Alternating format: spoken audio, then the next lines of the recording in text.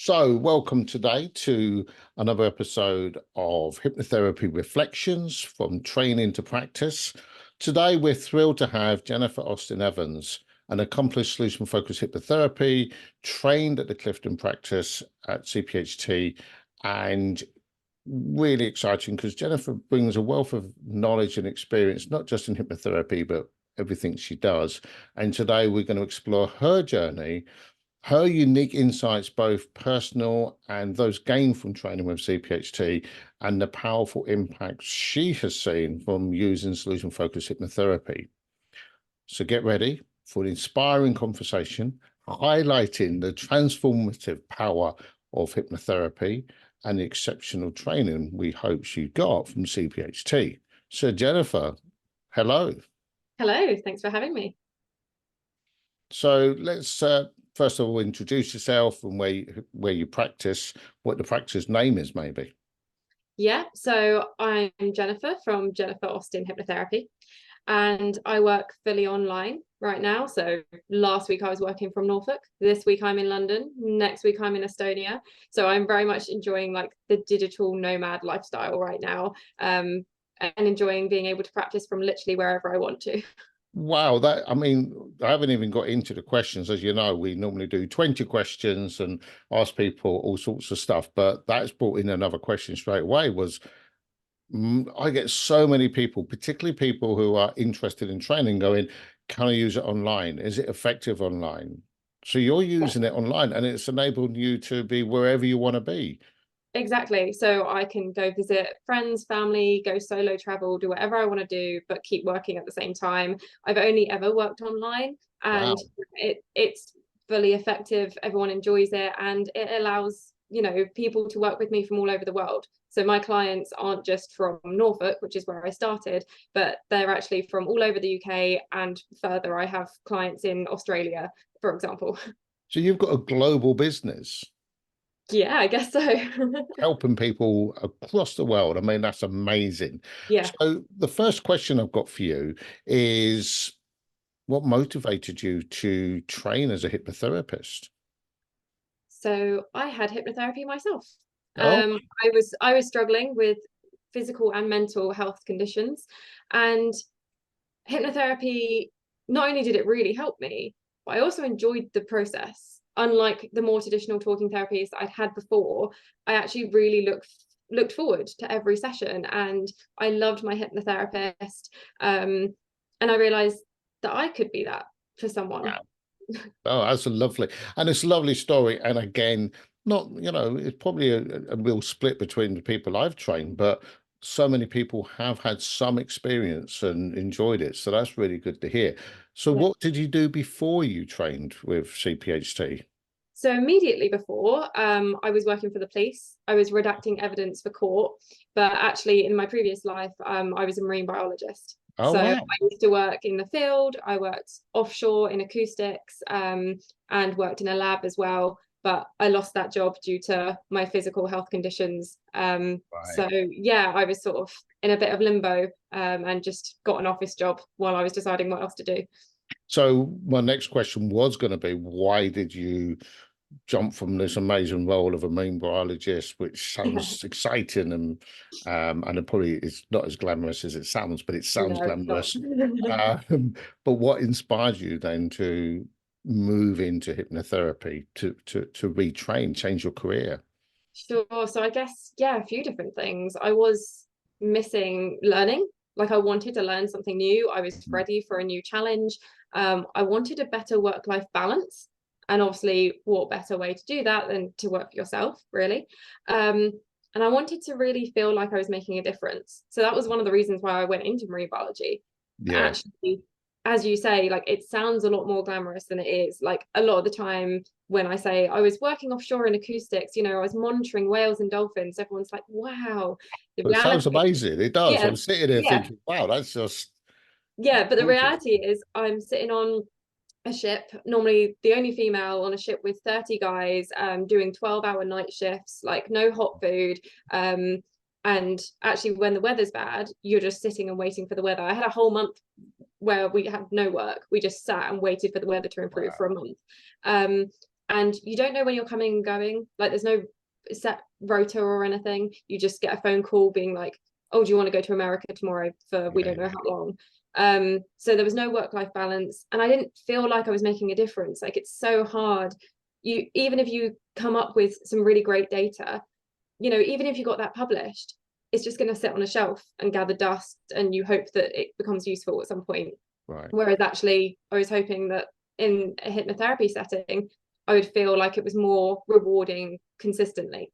Right. I mean that I get that now, because one, it does sound, you know, really glamorous, but then it's a bit like I speak to a lot of police officers and things like that. It's like there's not a car chase 3 times a day. It's like you just sit and waiting, and that's what I'm hearing. Yeah. And you never see the outcome of your work, really, the impact of it. So No. I can see where you do that. So what brought you to, you know, train with CPHT in solution focus? So, you know, what was it that inspired that choice? Literally, I asked my hypnotherapist, where did you train? And I wanted to do exactly what she did because I just loved her approach. I wanted to do Wow. exactly what she did. I, She was like, this is where I went.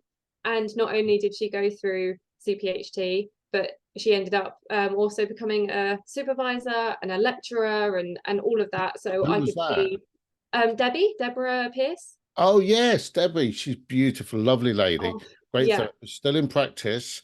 Yes, yeah, she's winding it Yeah, down a bit now, I she think. She's is. got Yeah, more sort of self-help online courses.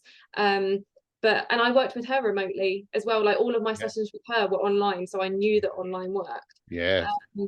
And yeah, so I literally just said to her, right, you know, what did you do? Because that's what I want to do.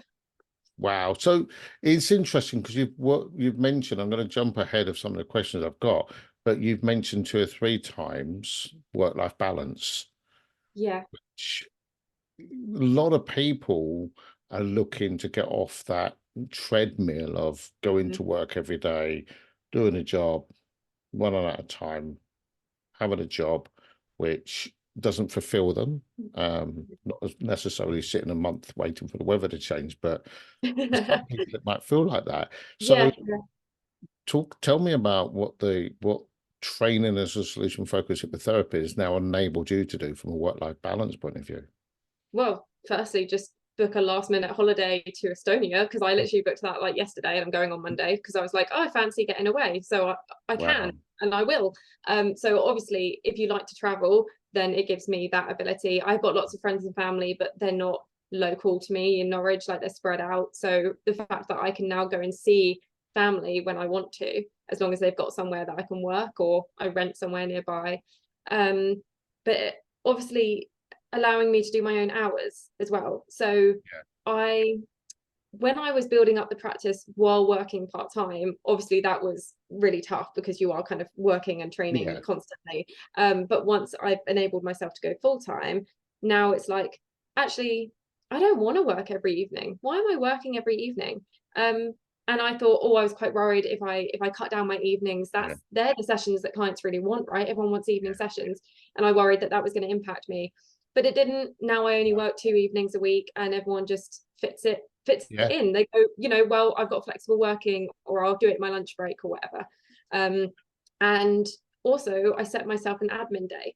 So Yes. I only see clients Tuesday to Friday. On a Monday, I can do my marketing, I can do my social media and finance and all that stuff. So Yeah. Yeah. then between clients, Tuesday to Friday, you have a client and then you're like, cool, I'm gonna go have a nap now, if you're me. Yeah. I mean, I'd like to say, yeah, go for a run, go to the gym, Gary, but you Yeah. know, Yeah. nap. Yeah. I think Um, I'm on board with you there. yeah, I can tell you the science about napping is so good. it So, is, it you is. know, so napping is good. It's interesting because you've mentioned that. I mean, you don't have children and things like that. But what are the things what I often get told, and you know, I supervise a lot of other therapists, as you know, and they talk about having control.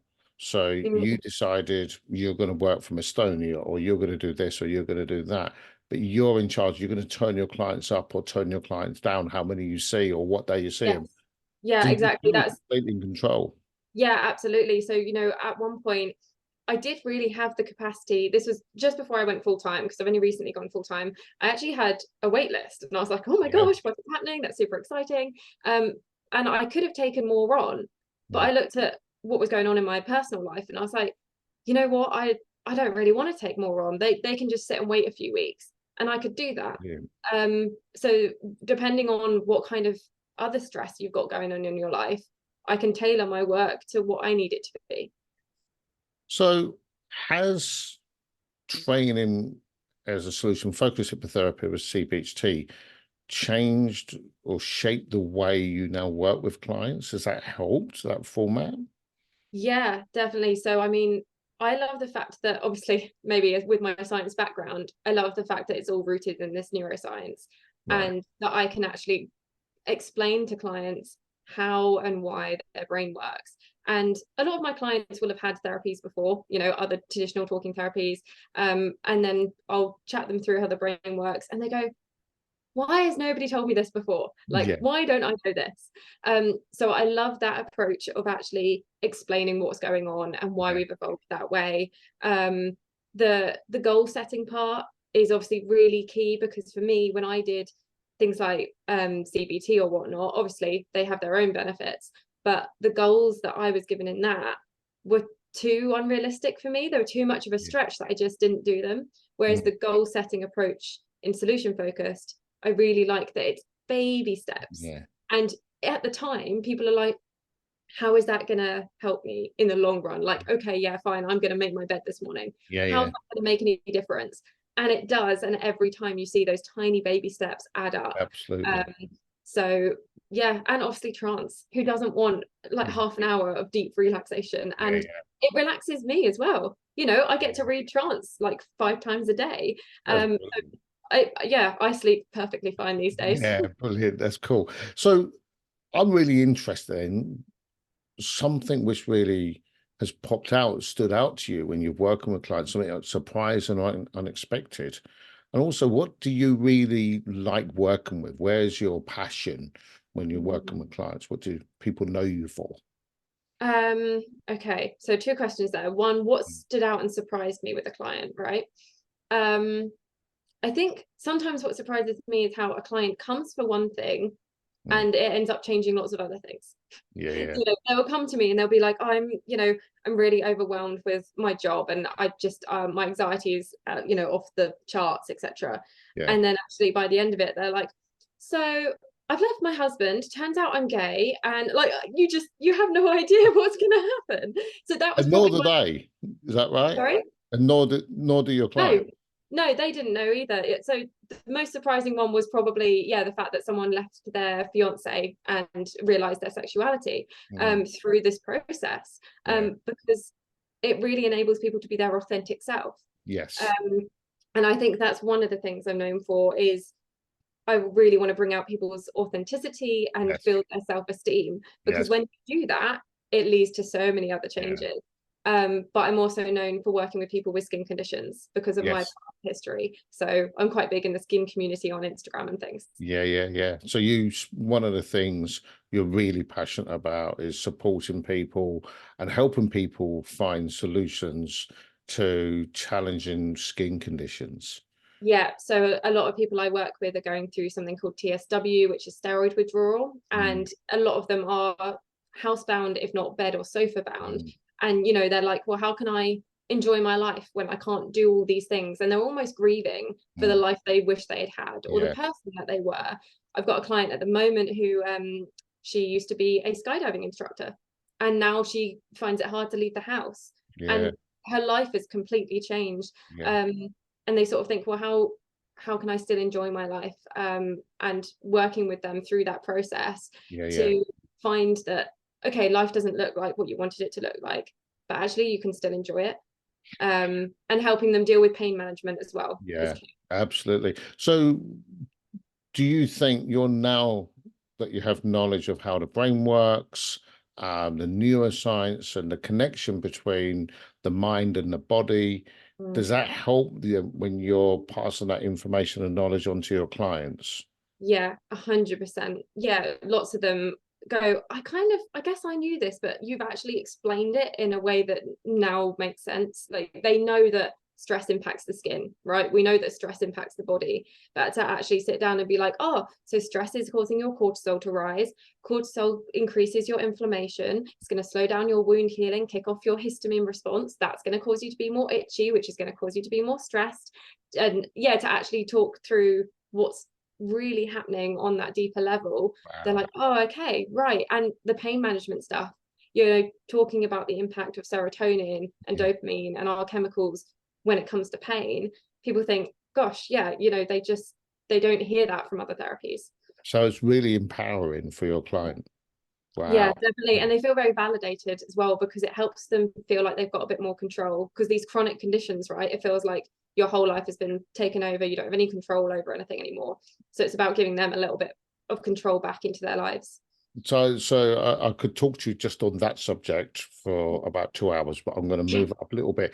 And I was going to ask you what you do for self-care to look after what do you, but then you talked about you're traveling the world and you're napping in between everything you do. So I'm not sure whether we need any more, but is there anything what you do in particular to look after yourself? So I do journal. I journal, and I think I journal differently now that I've gone through this training with CPHT. I journal in a very solution focused way, obviously. And when I do need to process things, my newest thing is writing poems. Oh, wow. So yeah, when I'm going through particular like strong emotions and things, obviously I don't want to repress them. They want to come out, but how can I let them come out in a healthy way? I've started writing poems, so that's quite cool.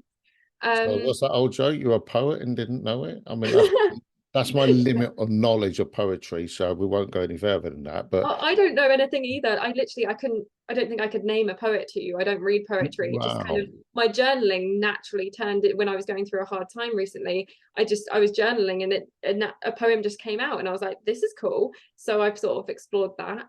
So yeah, journaling, poetry. I'm also in therapy on and off. I do think it's important. Obviously I've got a network of solution focused hypnotherapists to lean on. And we can always swap sessions with each other. Absolutely. But not only that, I'm also in what's called Feel Good Norfolk, which is a network of well-being businesses within Norfolk, because that's where I started. And we can also swap sessions within that. So, I can say, yeah, I'll give you some online hypnotherapy, and someone else will say, great, I'll come give you a massage or some reflexology, so really leaning into the wellness community and swapping our practices. Yeah. Wow. I need to see if they've got something in Peterborough. No, it's a really nice practice. And I mean, I know it's said 1,000 times, but like I do like yoga. I did a yoga retreat in Morocco in April, which was really nice. Cool. Yeah. That's there you're always looking at supporting yourself, and I think all good therapists are really aware that just because you help other people, you've also got to be practicing what you preach. Oh gosh, yeah. And having sessions is really good for my own mental health, because I struggled with my mental health before. When I first sort of said to some friends and family, this is what I'm going to go do, obviously they're all supportive, but a couple of them were like, well, what if you struggle and now you're running your own business and there's no kind of real reason to get out of bed into the office? But actually, firstly, my clients mean a lot to me, and I will turn up for them if as long as I can do. But also, as you said, it forces you to go back over all of this information of why it's so important and to practice what you preach, while also recognizing at the same time we can't always therapy ourselves, so go and get support if we need to.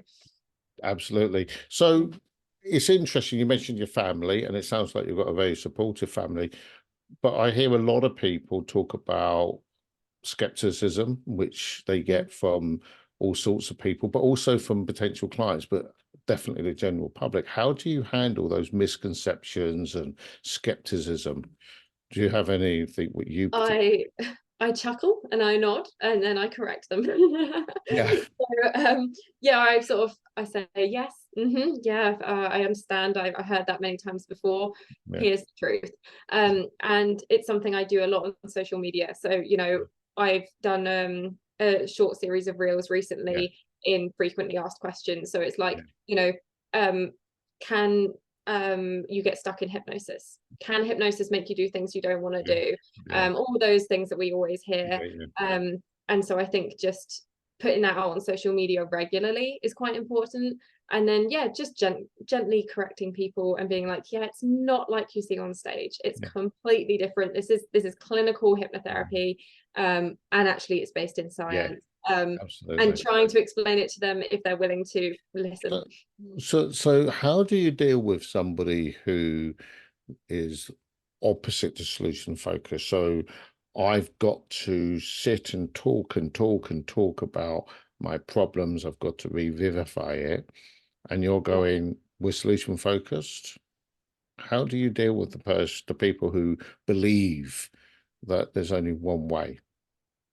So to be honest, by the time you explain the science behind it, they're normally questioning. Yeah. Oh, okay. So by the time I actually explain the brain and the stress bucket, they do start to think about, oh, okay, well, maybe I haven't really considered it like this before. Yeah. But also I do think you are going to come across some clients who they do really, really want to talk about the problem. And actually that's okay, but that you're not ready for solution focused hypnotherapy yet. Go do some traditional talking therapy, get all that stuff off your chest, and then ready to move on. You know, I have said that to a client recently. I've only had that one consultation just the other day with someone who was like, I really want to talk about this. And I was like, well, that's not really what we do. This is what I can offer you.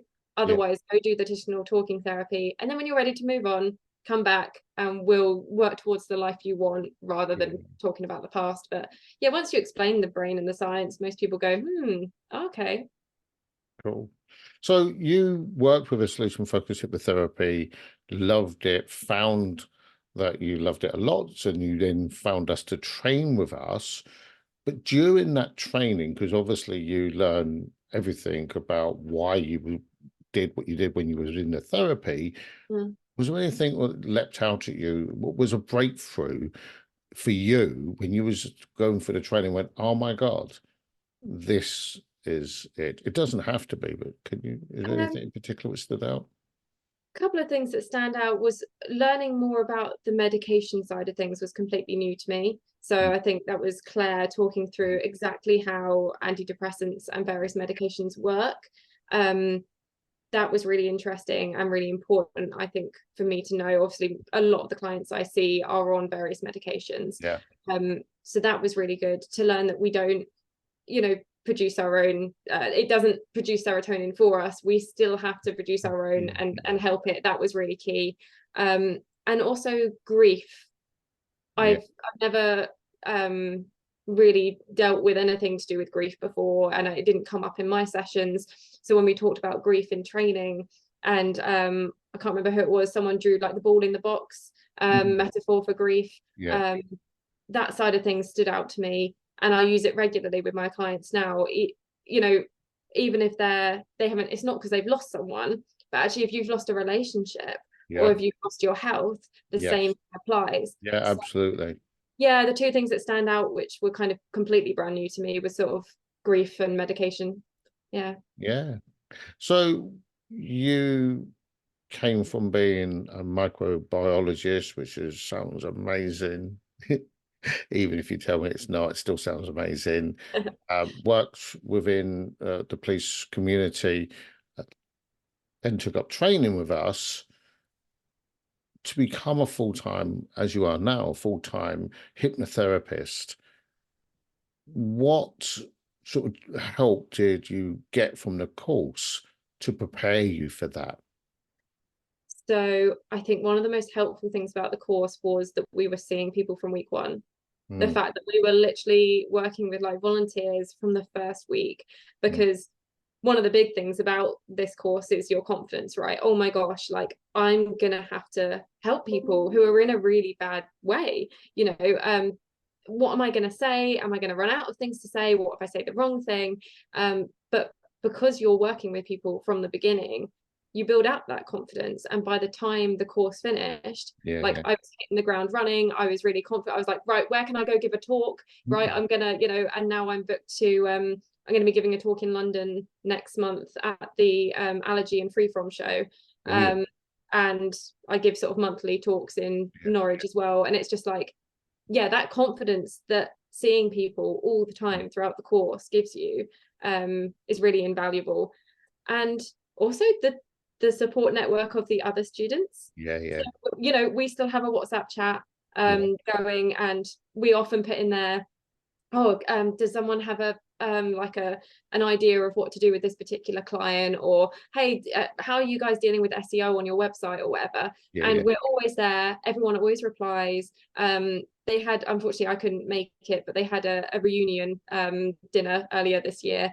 So yeah, the Yeah, group, yeah. I guess it depends who you get, but the group that I No, ended I up think with nearly was every course I've been part of delivering training to has had that peer group, and I think that's really helpful.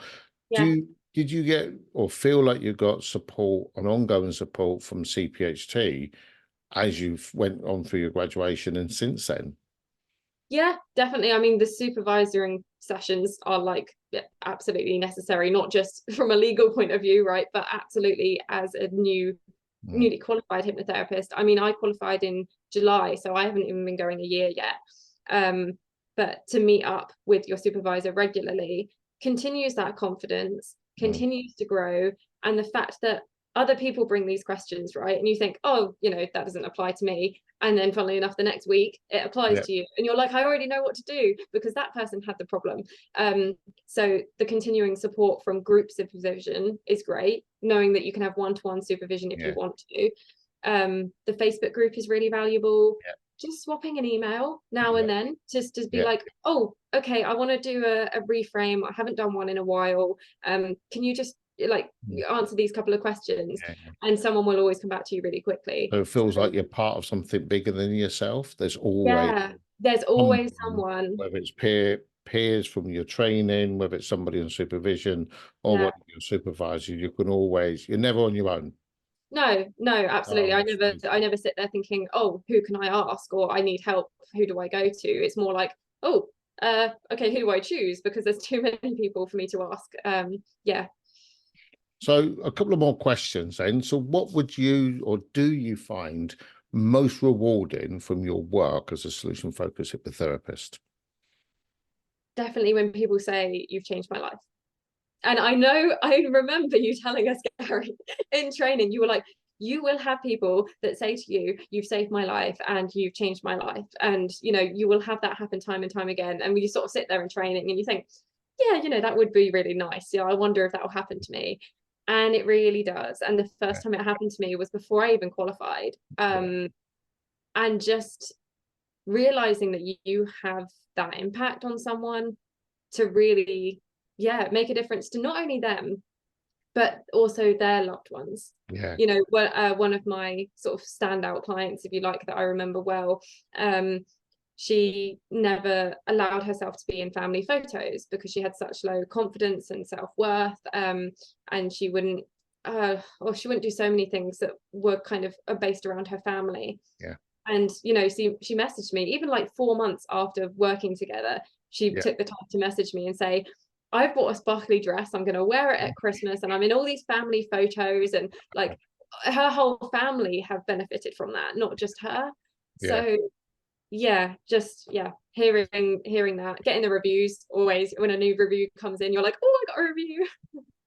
So I've got another question for you. You know, I sent you the questions I'm likely to ask. Yes. I saved a couple. Okay. So I would like to know if you were to write a book about your experiences as a hypnotherapist, Mm. what would the title be and why? Oh, what would the title be? Maybe things I wish I'd known, or like why didn't I know this before? Why You would know, you call it that? because the key information that we learn on this course, you just think, why is this not taught in schools?